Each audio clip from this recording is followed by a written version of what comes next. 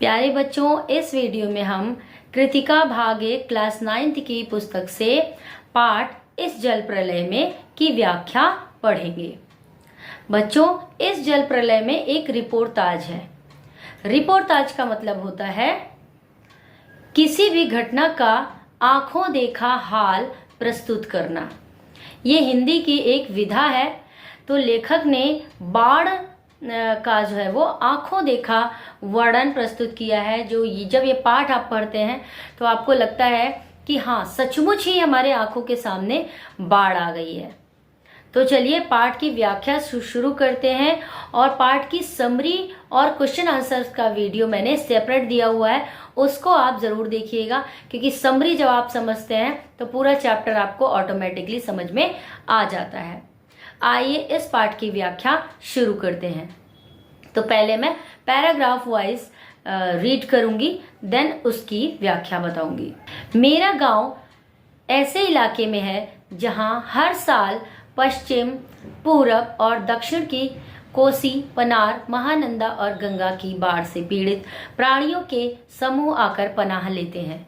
सावन भादों में ट्रेन की खिड़कियों से विशाल और सपाट धरती परती पर गाय, बैल, भैंस, बकरों के हजारों झुंड मुंड देखकर ही लोग बाढ़ की विभीषिका का अंदाजा लगाते हैं। लेखक क्या कहता है इसमें कि लेखक का गांव एक ऐसे इलाके में है जहां पर हर साल बाढ़ आती है। ये जो पूरब और दक्षिण की नदियां हैं, इनसे हर साल जो है बाढ़ आती है। और लेखक के गांव में बाढ़ पीड़ित लोग शरण लेते हैं आकर के। ठीक है। परती शब्द का यहाँ पर पनाह का मतलब होता है, देखिए, शरण लेना। परती का मतलब ऐसी बंजर भूमि जहां पर कोई भी खेती वगैरह नहीं की जा सकती है। विभीषिका, विभीषिका का मतलब भयंकरता, इतनी भयंकर बाढ़ आती है।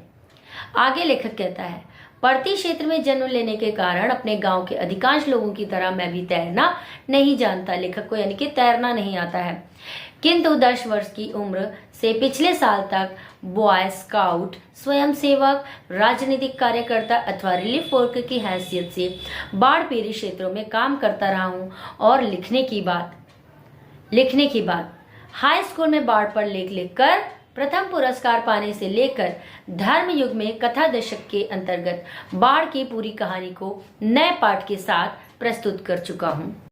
आता है लेखक के गांव में बाढ़ नहीं आती है, लोग उसके गांव में आके शरण लेते हैं। तो लेखक तैरना नहीं जानता है, लेकिन लेखक कहता है कि जब वो 10 साल का था, 10 साल से वो स्काउट, स्वयंसेवक संघ, राजनीतिक कार्यकर्ता, तो ये इन लोगों की हैसियत से रिलीफ वर्कर, ये लोग वो लोग होते हैं जो कि संकट के समय लोगों की हेल्प करने के लिए जाते हैं, मदद करने के लिए जाते हैं। तो लेखक जो है भी लोगों की मदद करने, बाढ़ आने के समय लोगों की मदद करने जाया करता था। और आगे लेखक क्या कह रहा है, लिखने की बात, यानी लिखा कैसे उसने। तो लिखने की बात पर लेखक क्या कह रहा है कि उसने जब 10th क्लास में था, हाई स्कूल में था, तो उसने बाढ़ पर एक लेख लिखा था और उससे क्या मिला था, प्रथम पुरस्कार मिला था लेखक को। उसके अलावा अब तक बहुत सारी जो है पुस्तकों में उनकी जो है रचनाएं प्रस्तुत हो चुकी हैं। किंतु गांव में रहते हुए बाढ़ से घिरने, बहने, भसने और भोगने का अनुभव कभी नहीं हुआ। वह तो पटना शहर में सन 1967 में ही हुआ, जब 18 घंटे की अविराम वृष्टि के कारण पुनपुन का पानी राजेंद्र नगर, कंकड़बाग तथा अन्य निचले हिस्सों में घुस आया था। अर्थात बाढ़ को मैंने भोगा है शहरी आदमी की हैसियत से। इसलिए इस बार जब बाढ़ का पानी प्रवेश करने लगा, पटना का पश्चिमी इलाका छाती भर पानी में डूब गया, तो हम घर में ईंधन, आलू, मोमबत्ती, दिया सलाई, पीने का पानी और कंपोज की गोलियां जमा कर बैठ गए और प्रतीक्षा करने लगे।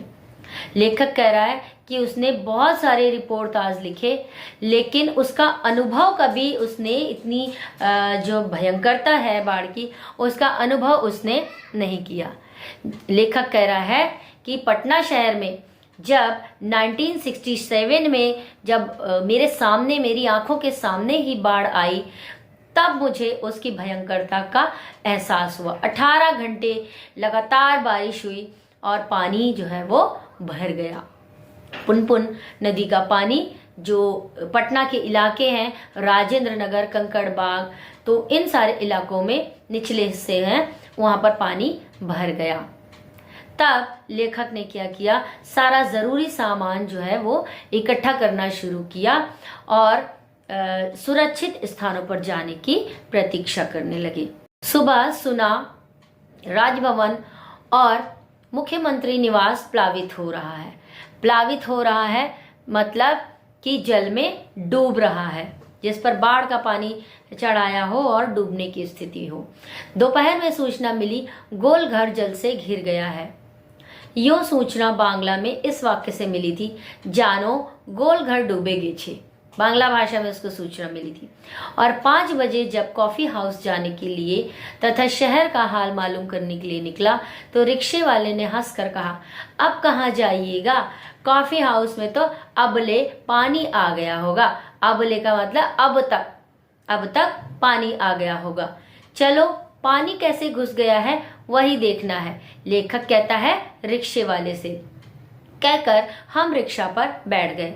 साथ में नई कविता के एक विशेषज्ञ व्याख्याता आचार्य कवि मित्र थे, जो मेरी अनवरत, अनर्गल, अनगढ़ गद्य में स्वागोक्ति से कभी बोर नहीं होते। धन्य है। यानी यहाँ पर मीनिंग देख लीजिए, अनवरत लगातार, अनर्गल मतलब बेकार का टेढ़ा मेढ़ा कुछ भी बोल देना, है ना। अनगढ़ यानी बिना कुछ सोचे समझे कुछ भी बोल देना, बेतुका, उसको कहते हैं अनर्गल, अनगढ़। लेखक के साथ कौन जाता है, उनके एक कवि मित्र जाते हैं।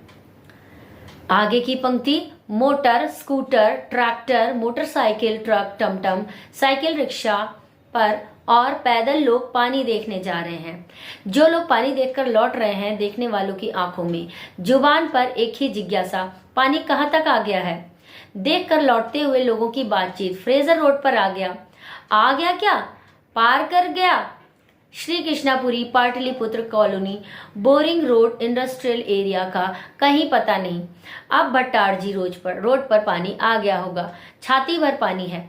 वीमेंस कॉलेज के पास डुबाव पानी है, आ रहा है, आ गया, घुस गया, डूब गया, बह गया।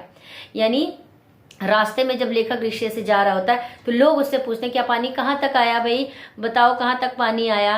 तो कुछ लोग बताते हैं कि भाई यहाँ तक आ गया, कृष्णापुरी आ गया, पाटलिपुत्र कॉलोनी आ गया, छाती भर पानी है, कितना पानी है। ये सारी चीजें लोग पूछते हुए, लेखक भी लोगों से पूछ रहा था और जो लोग भी लेखक से बीच बीच में पूछ रहे थे। आगे लेखक कहता है कि जब हम कॉफी हाउस के पास पहुंचे, कॉफी हाउस बंद कर दिया गया था। सड़क के किनारे एक मोटी डोरी की शक्ल में गेरुआ झाग फेन में उलझा पानी तेजी से सरकता आ रहा था। मैंने कहा, आचार्य जी आगे जाने की जरूरत नहीं, वो देखिए आ रहा है मृत्यु का तरल दूत।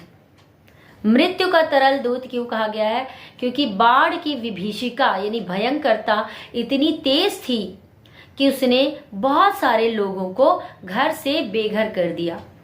इसलिए यहाँ पर क्या कहा गया है, बाढ़ को मृत्यु का तरल दूत लेखक ने कहा है। आगे, आतंक के मारे मेरे दोनों हाथ बरबस जुड़ गए और सभय प्रणाम निवेदन मेरे मुंह से कुछ अस्फुट शब्द निकले। हाँ, मैं बहुत कायर और डरपोक हूँ। रिक्शा वाला बहादुर है, कहता है चलिए ना थोड़ा और आगे। भीड़ का एक आदमी बोला, ए रिक्शा, करंट बहुत तेज है, आगे मत जाओ। मैंने रिक्शे वाले से अनुनय भरे स्वर में कहा, लौटा ले भैया, आगे बढ़ने की जरूरत नहीं। रिक्शा मोड़कर हम अप्सरा सिनेमा शो बंद के बगल से गांधी मैदान की ओर चल पड़े। यानी जब लोगों ने कहा भाई आगे मत जाओ, तब जो है रिक्शा वाला जो है वो वापस कर लेता है और सिनेमा हॉल, अप्सरा नाम होता है सिनेमा हॉल का, जो कि सिनेमा शो बंद है बाढ़ के कारण, उसके बगल से गांधी मैदान की ओर लेखक चल देता है। पैलेस होटल और इंडियन एयरलाइंस दफ्तर के सामने पानी भर रहा था। पानी की तेज धारा पर लाल हरे नियन विज्ञापनों की परछाइयां सैकड़ों रंगीन सांपों की सृष्टि कर रही थी। गांधी मैदान की रेलिंग के सहारे हजारों लोग खड़े देख रहे थे। दशहरा के दिन रामलीला के राम के रथ की प्रतीक्षा में जितने लोग रहते हैं उससे कम नहीं थे। गांधी मैदान के आनंद उत्सव, सभा सम्मेलन और खेल कूद की सारी स्मृतियों पर धीरे धीरे एक गैरिक आवरण आच्छादित हो रहा था। अस्पष्ट मतलब जो स्पष्ट ना हो, सही से ना दिखाई दे, गेरुए रंग का, है ना। गैरिक का मतलब क्या होता है? गेरुए रंग का आवरण, यानी इतनी तेज जो बाढ़ थी उसका गंदा पानी, गेरुए रंग का पानी जो है वो बहता हुआ झाग एक लिए हुए और आगे बढ़ता चला आ रहा था। हरियाली पर शनै शनै पानी फेरते देखने का अनुभव सर्वथा नया था। इसी बीच एक अधेड़, मुस्टंड और गंवार जोर जोर से बोल उठा, ई! जब दानापुर डूब रहा था तो पटनिया बाबू लोग उलटकर देखने भी नहीं गए। अब बूझो। मैंने अपने आचार्य कवि मित्र से कहा, पहचान लीजिए, यही है वह आम आदमी जिसकी खोज हर साहित्यिक गोष्ठियों में होती रहती है। उसके वक्तव्य में दानापुर के बदले उत्तर बिहार अथवा कोई भी बाढ़ग्रस्त ग्रामीण क्षेत्र जोड़ दीजिए। देखिए यहाँ पर लेखक क्या कह रहा है कि जो हरियाली थी, पेड़ पौधे वगैरह, जो हरी भरी घास लगी थी, फूल पौधे लगे थे, उन सब पर बाढ़ का पानी आता हुआ देख लेखक जो है पहली बार देख रहा था।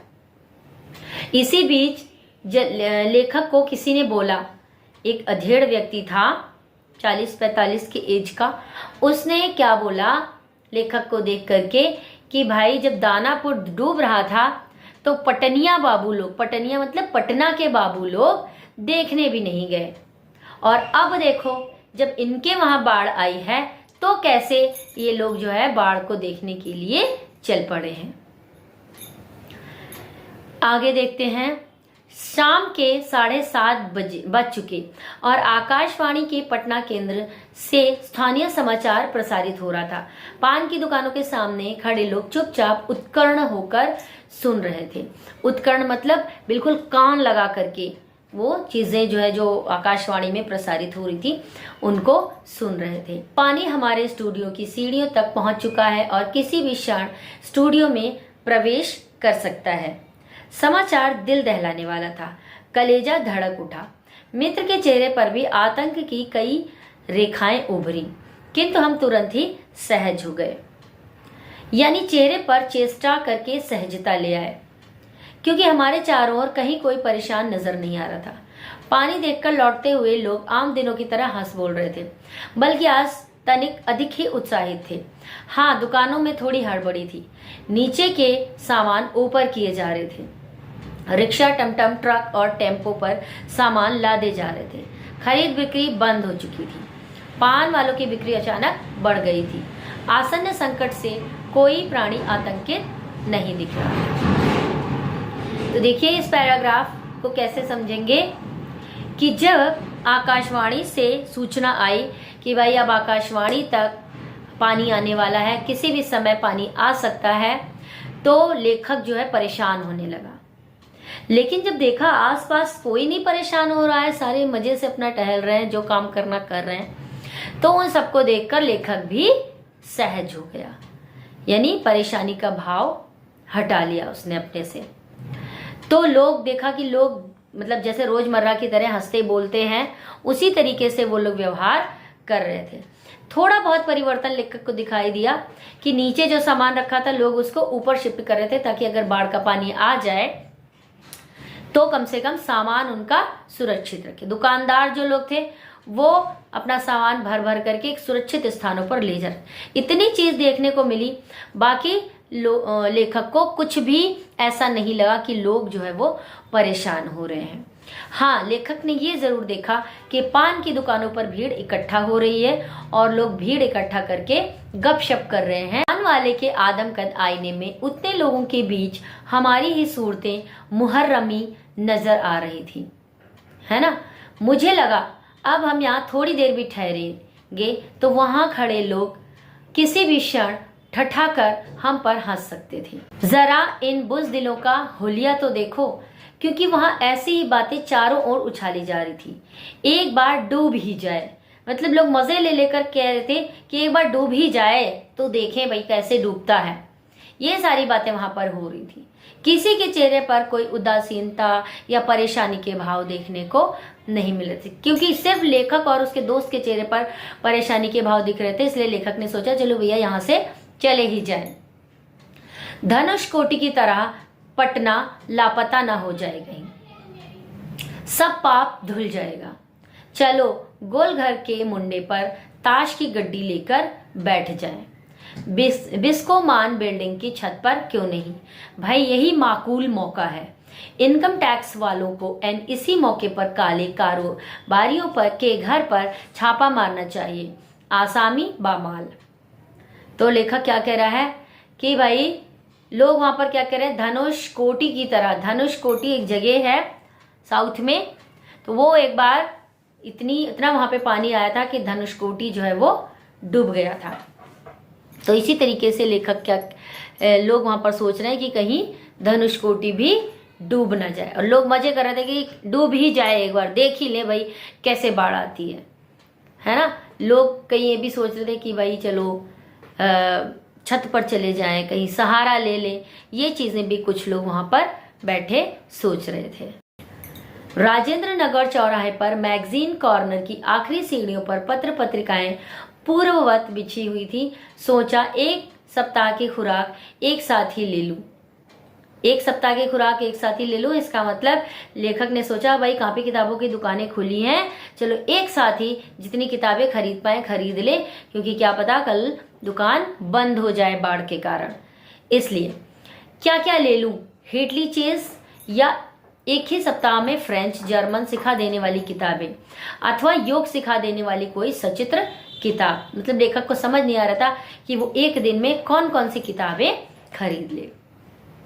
मुझे इस तरह की किताबों को उलटते पलटते देख दुकान का नौजवान मालिक कृष्णा का पता नहीं क्यों मुस्कुराने लगा। किताबों को छोड़ कई हिंदी, बांग्ला और अंग्रेजी सिने पत्रिकाएं लेकर लौटा। मित्र से विदा होते हुए कहा पता नहीं कल हम कितने पानी में रहे, बहरहाल जो कम पानी में रहेगा वह ज्यादा पानी में फंसे मित्र की सुधि लेगा। यानी दोनों मित्रों ने, रात हो गई तो किताबें उसने जो सोच रहा था वो तो नहीं खरीदी, दूसरी हिंदी, बांग्ला और अंग्रेजी की सिने पत्रिकाएं, सिनेमा की पत्रिकाएं लेखक ने ले लिया और लौट आया, अपने मित्र से विदा लिया कि भाई जो सुरक्षित बचेगा वो एक दूसरे की सुधि लेगा, यानी हालचाल पूछ लेगा। फ्लैट में पहुंचा ही था कि जनसंपर्क की गाड़ी भी लाउड स्पीकर से घोषणा करती हुई राजेंद्र नगर पहुंच चुकी थी। राजेंद्र नगर एक जगह का नाम है पटना में। हमारे गोलंबर के पास कोई भी आवाज चारों बड़े ब्लॉकों की इमारतों से टकराकर मंडराती हुई 4 बार प्रतिध्वनित होती है। सिनेमा अथवा लॉटरी की प्रचार गाड़ी यहाँ पहुंचते ही भाइयों पुकार कर एक क्षण के लिए चुप हो जाती है। पुकार मंडराती हुई प्रतिध्वनित करती है। प्रतिध्वनित मतलब बार बार आवाज करती है। भाइयों भाइयों भाइयों। एक अलमस्त जवान रिक्शा चालक है जो रिक्शा पे चला रहा है, लाउड स्पीकर से बार बार आवाज हो रही है। क्या आवाज हो रही है? एक अलमस्त जवान रिक्शा चालक है जो अक्सर रात के सन्नाटे में सवारी पहुंचाकर लौटते समय इस गोलंबर के पास अलाप उठता है। सुन मेरे बंधु रे ए न सुन मोरे मितवा वाह वाह। ये आवाजें करते हुए जो है वो लाउड स्पीकर से आवाजें निकल रही हैं। गोलंबर एक जगह का नाम है। गोलंबर के पास जनसंपर्क की गाड़ी ने ऐलान किया जाने लगा, भाइयों ऐसी संभावना है कि बाढ़ का पानी रात्रि के करीब 12 बजे तक लोहानीपुर, कंकड़बाग और राजेंद्र नगर में घुस जाए, अतः आप लोग सावधान हो जाएं। प्रतिध्वनि सावधान हो जाए, सावधान हो जाए, यही आवाज बार बार लाउड स्पीकर से अनाउंस किया जा रहा था कि भाई रात 12 बजे तक पानी आ सकता है, तो आप लोग सावधान हो जाइए। मैंने गृह स्वामिनी से पूछा गैस का क्या हाल है। लेखक अपनी पत्नी से पूछता है भाई गैस वैस है या फिर नहीं है। बस उसी का डर है, अब खत्म होने वाला है। असल में सिलेंडर में मीटर उटर की कोई चीज नहीं होने से कुछ पता नहीं चलता, लेकिन अंदाज है कि 1 या 2 दिन कोयला है, स्टोव है, मगर किरासन की एक ही बोतल। लेखक कहता है क्योंकि सिलेंडर में मीटर लगा नहीं होता है तो भाई पता नहीं चलता है कि गैस अब कितनी बची है, दो आगे से वो खरीद ले। तो ये सारी चीजें हैं। फिर क्या कहती हैं पत्नी की भाई कोयला वगैरह स्टोव है कोयला है, लेकिन उसमें केरोसिन यानी मिट्टी का तेल उसमें नहीं है। फिलहाल बहुत है। बाढ़ का भी यही हाल है।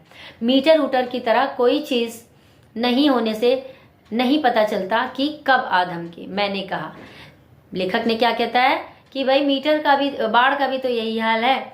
जैसे गैस में मीटर नहीं होता वैसे बाढ़ में भी कोई मीटर नहीं होता, कभी पता नहीं चलता कि कब आ जाए। सारे राजेंद्र नगर में सावधान सावधान ध्वनि कुछ देर गूंजती रही। ब्लॉक के नीचे की दुकानों के सामान हटाए जाने लगे। मेरे फ्लैट के नीचे के दुकानदार ने पता नहीं क्यों इतना कागज इकट्ठा कर रखा था, एक अलाव लगाकर सुलगा दिया। हमारा कमरा धुएं से भर गया। जब अलाव सुलगा दिया कागजों से तो लेखक का कमरा क्या हुआ, धुएं से भर गया। सारा शहर जगा हुआ है। पश्चिम की ओर कान लगाकर सुनने की चेष्टा करता हूँ। हाँ, पीर मुहानी या सालिमपुरा, अहरा अथवा जनक किशोर, नवल किशोर रोड की ओर से कुछ हलचल की आवाज आ रही है। ये सारी चीजें क्या है, पीर मुहानी सालिमपुरा, ये जगहों के नाम है पटना के अंदर। लगता है 1-1:30 बजे रात तक पानी राजेंद्र नगर पहुंचेगा। सोने की कोशिश करता हूं लेकिन नींद आएगी भी नहीं। कंपोज की टिकिया अभी नहीं। कुछ लिखूं, किंतु क्या लिखूं? कविता, शीर्षक, बाढ़, आकुल प्रतीक्षा। धत लेखक मतलब लिखने की भी सोचता है कि आखिर लिखूं तो लिखूं क्या। नींद लेखक को आ नहीं रही थी, लेकिन उसकी समझ में नहीं आया कि क्या लिखूं। नींद नहीं, स्मृतियां आने लगी। स्मृतियां मतलब पुरानी यादें लेखक को आने लगी, एक एक कर चलचित्र के बेतरतीब दृश्यों की तरह। यानी जैसे जब हम कोई मूवी देखते हैं तो उसमें जब हम मूवी देख कर आते हैं तो जब हम किसी को सुनाते हैं या लेटते हैं तो उस मूवी की छवि हमारे दिमाग में आने लग जाती है। ठीक इसी तरीके से लेखक को पुरानी स्मृति यानी पुरानी यादें उसको आने लगी। 1947 मनिहारी, तब पूर्णिया अब कटिहार जिला, यानी पहले पूर्णिया जिला में आता था, अब कटिहार में आने लगा के इलाके में गुरुजी स्वर्गीय सतीनाथ भादुड़ी के साथ गंगा मैया की बाढ़ से पीड़ित क्षेत्र में हम नाव पर जा रहे हैं। चारों ओर पानी ही पानी। दूर एक द्वीप जैसा बालूचर दिखाई पड़े, बालू का बड़ा ढेरा, अगला ऐसा लग रहा था कि ये एक द्वीप है, वो दिखाई पड़ा। हमने कहा वहां चलकर जरा चहलकदमी करके टांगे सीधी कर दे। भादुड़ी जी कहते हैं किंतु सावधान, ऐसी जगहों पर कदम रखने के पहले ये मत भूलना कि तुमसे पहले वहां हर तरीके के प्राणी शरणार्थी के रूप में मिलेंगे। शरणार्थी मतलब शरण लेने वाला। और सचमुच चींटी चींटे से लेकर सांप बिच्छू और लोमड़ी सियार तक यहाँ पनाह ले रहे थे। भादुड़ी जी की हिदायत थी। हर नाव पर पकाही घाव मतलब पानी में पैर रखने से जो उंगलियां जो सड़ जाती हैं उसको कहते हैं पकाही घाव। पकाही घाव की दवा, दिया सलाई की डिबिया और किरासन का तेल रहना चाहिए। और सचमुच हम जहाँ जाते खाने पीने की चीज सबसे पहले पकाही घाव की दवा और दिया सलाई की मांग होती। जहाँ पर लेखक जाता था जो लोगों की मदद करने, हेल्प करने, वहां पर सबसे पहले लोग क्या मांगते थे? माचिस, दिया सलाई यानी कि माचिस और पकाही घाव की दवा, क्योंकि पानी में पैर रहता था तो पानी के रहने से वहां पर पैरों में घाव हो जाते थे, तो उसकी दवा सबसे पहले लोग मांगते थे। 1949 उस बार महानंदा की बाढ़ से घिरे वापसी थाना के एक गांव में हम पहुंचे। हमारी नाव पर रिलीफ के डॉक्टर साहब थे। गांव के कई बीमारों को नाव पर चढ़ाकर कैंप में ले जाना था। एक बीमार नौजवान के साथ उसका कुत्ता भी कुई कुई करता हुआ नाव पर चढ़ाया। डॉक्टर साहब कुत्ते को देखकर भीषण भयभीत हो गए और चिल्लाने लगे, आ रे कुकुर नहीं, कुकुर नहीं, कुकुर को भगाओ। बीमार नौजवान छप छप से पानी में उतर गया। हमारा कुकुर नहीं जाएगा तो हमहू नहीं जाएगा। फिर कुत्ता छपाक पानी में गिरा। हमारा आदमी नहीं जाएगा तो हमहू नहीं जाएगा। परमान नदी की बाढ़ में डूबे हुए एक मुसहरी मुसहरों की बस्ती में हम राहत बांटने गए। खबर मिली थी कि वे कई दिनों से मछली और चूहों को झुलसाकर खा रहे हैं, किसी तरह जी रहे हैं। किंतु टोले के पास जब हम पहुंचे तो ढोलक और मंजीरा की आवाज सुनाई पड़ी। एक ऊंची जगह मचान बनाकर स्टेज की तरह बनाया गया है, बलवाही नाच हो रहा है। यानी बलवाही जो है एक प्रकार का लोक नृत्य होता है, वो वहां पर नाच हो रहा था। लाल साड़ी पहनकर काला कलूटा नटुआ दुल्हन का हाव भाव दिखला था। एक लड़का जो है नट, वो एकदम एक दुल्हन की तरह एक्टिंग कर रहा था। यानी वह धानी है। घरनी यानी जो घर में रहती है, घरनी घर छोड़कर मायके भागी जा रही है। यानी दुल्हन जो है वो घर छोड़कर मायके भागी जा रही है और उसका घर वाला उसको मनाकर राह से लौटाने गया है। इस पद के साथ ही ढोलक पर द्रुत ताल बजने लगा। धाड़ी गिड़गिड़ चक्के के चकबुम चकबुम, यानी इस तरीके की आवाज जो है वो होने लगी। कीचड़ पानी में लथपथ भूखे प्यासे नर नारियों के झुंड में मुक्त खिलखिलाहट लहरें लेने लगती हैं। हम रिलीफ बांटकर भी ऐसी हंसी उन्हें क्या दे सकेंगे। शास्त्री जी आप कहाँ हैं? बलवाही नाच की बात उठते ही मुझे अपने परम मित्र भोला शास्त्री की याद हमेशा क्यों आ जाती है। यह एक बार 1937 यानी 1937 में सिमरवनी शंकरपुर में बाढ़ के समय नाव को लेकर लड़ाई हो रही थी। मैं उस समय बालचर बॉय स्काउट था, यानी स्काउट बॉय जो बच्चे होते हैं स्काउट बन करके लोगों की हेल्प करते हैं था। लेखक उस समय स्काउट था। गांव के लोग नाव के अभाव में केले के पौधे का भेला बनाकर किसी तरीके से काम चला रहे थे। वहीं जमींदार के लड़के नाव पर हारमोनियम तबला के साथ झिनझिर करने निकले थे। झिनझिन करने मतलब जल विहार करने। जल विहार मतलब देखने कि किस तरीके से लोग परेशान हैं। गांव के नौजवानों ने मिलकर उनकी नाव छीन ली थी। थोड़ी मारपीट भी हुई थी। 1967 में जब पुनपुन का पानी राजेंद्र नगर घुस आया था, एक नाव पर कुछ सजे धजे युवक और युवतियों की टोली किसी फिल्म में देखे हुए कश्मीर का आनंद घर बैठे लेने के लिए निकली थी। यानी लोग क्या कर रहे थे, लेखक को उस समय की स्मृतियां आ गई, याद आ गई कि लोग जो है 1967 में जब पानी आया था तो लोग कैसे मजे ले लेकर के बाढ़ को एंजॉय कर रहे थे। लोगों की परेशानियां उन्हें नहीं दिख रही थी, बल्कि लोग बाढ़ को एंजॉय कर रहे थे। नाव पर स्टोव जल रहा था, केतली चढ़ी हुई थी, बिस्कुट के डिब्बे खुले हुए थे। एक लड़की प्याली में चम्मच डालकर एक अनोखी अदा से नेस्कैफे के पाउडर को मथ रही थी, एस्प्रेसो बना रही थी शायद। दूसरी लड़की बहुत मनोयोग से कोई सचित्र और रंगीन पत्रिका पढ़ रही थी। एक युवक दोनों पांव को फैलाकर बांस की लग्गी से नाव चला रहा था मतलब। दूसरा युवक पत्रिका पढ़ने वाली लड़की के सामने अपने घुटने पर कोहनी टेक कर कोई मनमोहक डायलॉग बोल रहा था। पूरे वॉल्यूम में बजते हुए ट्रांजिस्टर पर गाना आ रहा था, हवा में उड़ता जाए मोरा लाल दुपट्टा मलमल का हो जी हो जी। हमारे ब्लॉक के पास गोलंबर में नाव पहुंची थी। गोलंबर एक जगह का नाम है कि वहां तक नाव लेखक की पहुंची। अचानक चारों ब्लॉक की छतों पर खड़े लड़कों ने एक साथ ही किलकारियों, सीटियों, फप्तियों की वर्षा कर दी और इस गोलंबर में किसी की आवाज की प्रतिध्वनि मंडरा मंडरा कर गूंजती है।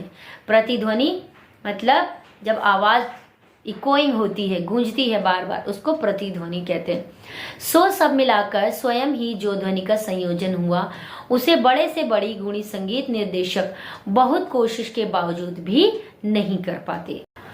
उन फूहड़ युवकों की सारी एग्जिबिशनिज्म तुरंत छू मत्तर हुई। जो एग्जीबिशन वो लगा रहे थे, तरीके की आवाज लगा रहे थे, अपनी आवाज का एग्जीबिशन दे रहे थे, सब चीज छू मंतर हो गई और युवतियों के रंग लाल लाल ओंठ और गाल क्या पड़ गए, काले पड़ गए। नाव पर अकेला ट्रांजिस्टर था जो पूरे दम के साथ मुखर था। नैया तोरी मझधार, होशियार होशियार। काहो राम सिंगार, पनिया आ रहलो है। कहता है ऊहू ना आ रहलो, यानी कोई कहता है कि भाई क्या पानी आ रहा है, तो दूसरा व्यक्ति कहता है नहीं आ रहा है। 2:30 बज गए मगर अब तक पानी आया नहीं। लगता है कहीं अटक गया, अथवा जहां तक आना था शायद आकर के रुक गया, अथवा तटबंध पर लड़ते हुए इंजीनियरों की जीत हो गई शायद, या कोई देवी चमत्कार हो गया। नहीं तो पानी कहीं भी जाएगा तो किधर से? रास्ता तो इधर से ही है। चारों ब्लॉकों के प्रायः सभी फ्लैटों की रोशनी जल रही है, बुझ रही है। सभी जगे हुए हैं। कुत्ते रह रहकर सामूहिक रुदन करते हैं और उन्हें राम सिंगार की मंडली डांटकर चुप करा देती है। जब लेट नाइट तक पानी नहीं आया तो लेखक निश्चिंत हो जाता है और लेखक को अपने स्वजनों की यानी अपने लोगों की याद आ जाती है। मुझे अचानक अपने उन मित्रों और स्वजनों की याद आई जो कल से ही Pataliputra colony Shri Krishnapuri Boring road के अथाह जल में घिरे हैं। जितेंद्र जी, विनीता जी, बाबू भैया, इंदिरा जी पता नहीं कैसे हैं, किस हाल में हैं। शाम को एक बार पड़ोस में जाकर टेलीफोन करने के लिए चोंगा उठाया। बहुत देर तक कई नंबर डायल करता रहा। उधर सन्नाटा था एकदम, कोई शब्द नहीं, टुंग फोंग कुछ भी नहीं। यानी फोन नंबर जाकर के वो डायल करता लेखक, लेकिन पीछे की तरफ से कोई भी आवाज नहीं सुनाई दी। बिस्तर पर करवट लेते हुए फिर एक बार मन में हुआ कुछ लिखना चाहिए, लेकिन क्या लिखना चाहिए? कुछ भी लिखना संभव नहीं, और क्या जरूरी है कि कुछ लिखा ही जाए? नहीं। फिर स्मृतियों को जगाऊं तो अच्छा। पिछले साल अगस्त में नरपतगंज थाना चकरदहा गांव के पास छाती भर पानी में खड़ी एक आसन्न प्रसवा हमारी ओर गाय की तरह टुकड़ टुकड़ देख रही थी। आसन्न प्रसवा जिसको आजकल में ही बच्चा होने वाला हो। बाढ़ के समय जब ऐसी स्थिति हो जाती है लोगों में तो कितनी प्रॉब्लम्स उनको आती हैं। नहीं, अब भूली बिसरी याद नहीं। लेखक सोचता है अचानक से कि अब पुरानी जो बाढ़ की बातें हैं उनको क्यों याद करूं।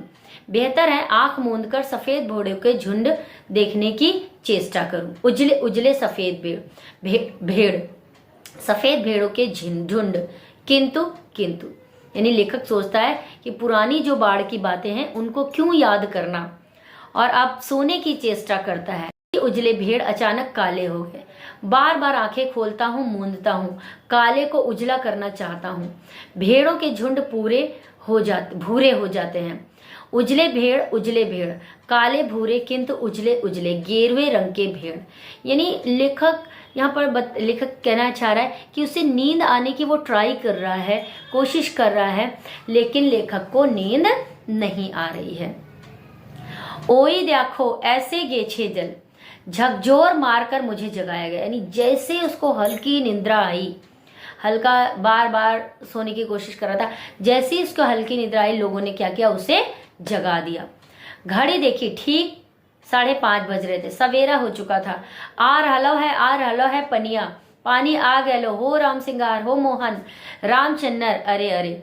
यानी सब लोग आपस में बुला रहे थे कि भैया पानी आ गया है, उठो उठो जल्दी जो है अपने को सुरक्षित करो। चलता हुआ उठा। पश्चिम की ओर थाना के सामने सड़क पर मोटी डोली की शक्ल में मुंह में झाग फेन लिए हुए पानी आ रहा है। ठीक वैसा ही जैसा शाम को कॉफी हाउस के पास देखा था। पानी के साथ साथ चलता हुआ किलोल करता हुआ बच्चों का एक दल। उधर पश्चिम दक्षिण कोने पर दिन कर अतिथिशाला से और आगे बस्ती के पास बच्चे कूद क्यों रहे हैं। जब देखा, लेखक ने आंखें मलता हुआ उठता है और देखता है कि सामने से पानी आ रहा है, उसके साथ बच्चे भी उछल कूद मचाते हुए आते जा रहे हैं। तो लेखक सोचता है कि आखिर बच्चे कूद क्यों रहे हैं।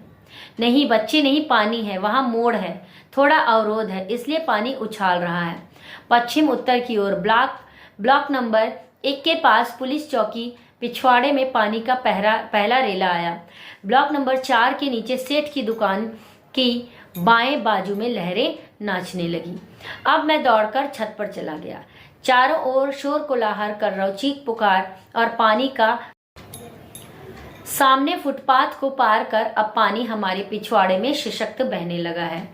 गोलंबर के गोल पार्क के चारों ओर पानी नाच रहा है। यानी लेखक तुरंत भागकर छत पे चढ़ जाता है और वहां से देखता है कि पानी किस तरीके से अपना विकराल रूप लेकर के आ रहा है। गोलंबर के गोल पार्क के चारों ओर पानी नाच रहा है। आ गया, पानी बहुत तेजी से बढ़ रहा है, चढ़ रहा है। करंट कितना तेज है, सोन का पानी है, नहीं गंगा जी का पानी है, आ गए लो। यानी लोग जो है अपने अपने तरह तरह की बातें जो है यहाँ पर कर रहे हैं। सामने की दीवार की ईंटें जल्दी जल्दी डूबती जा रही हैं। बिजली के खंभे का काला हिस्सा डूब गया। ताड़ के पेड़ का तना क्रमशः डूबता जा रहा है, डूब रहा है।